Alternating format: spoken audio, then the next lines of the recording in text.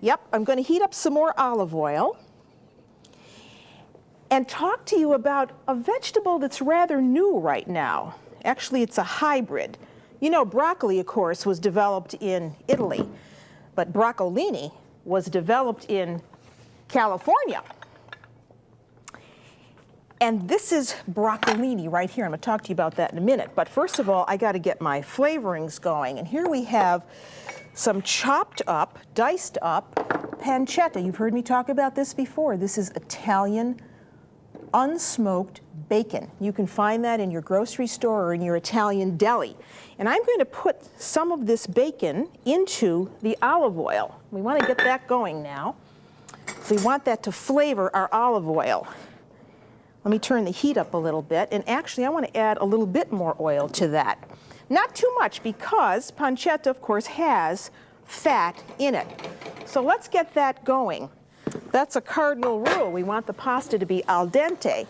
And what we're doing with broccolini today is making a sauce for our pasta. That needs to go a little bit more.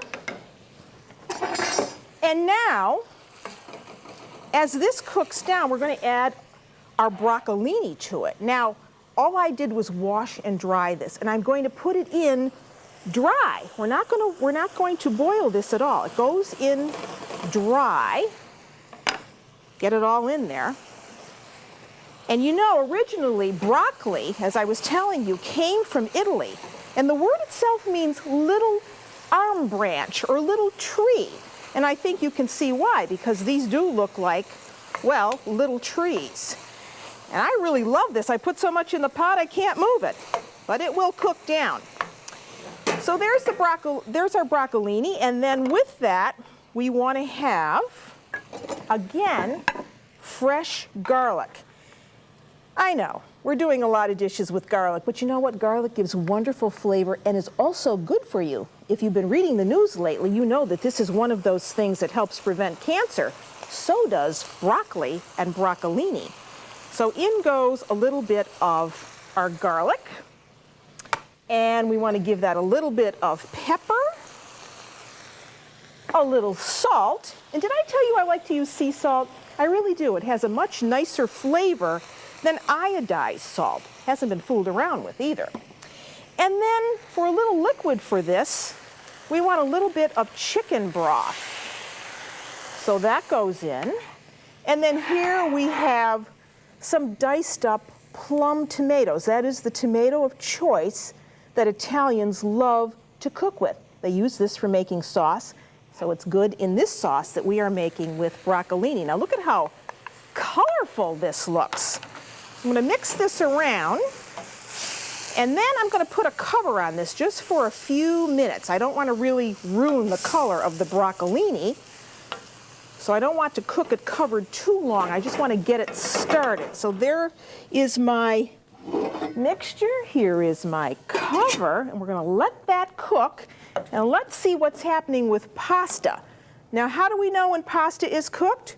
If I can get one of these. They're so hot. I usually pick things up with my hands. It's done. We've got to drain that. Pardon me for talking with my mouth full. So now, this comes over, and we drain this. I usually leave just a little bit of water in the base of the pot. I don't want all the water off that pasta because it's going to help me with the sauce that I'm going to put on it. So drain most of it off. Then put the pasta back into the pot. Now it comes back over here to the burner.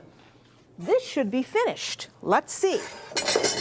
I covered it just shortly because I wanted to make sure that my broccolini cooked but wasn't turning gray. And when I can get a knife to go right in without it giving me any resistance, I know that that's ready.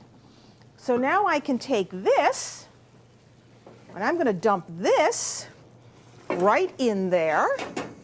Didn't spill a thing, isn't that great? And now we have to very quickly stir this around in the pot. Get that all mixed in with the pasta. Oh, it smells delicious.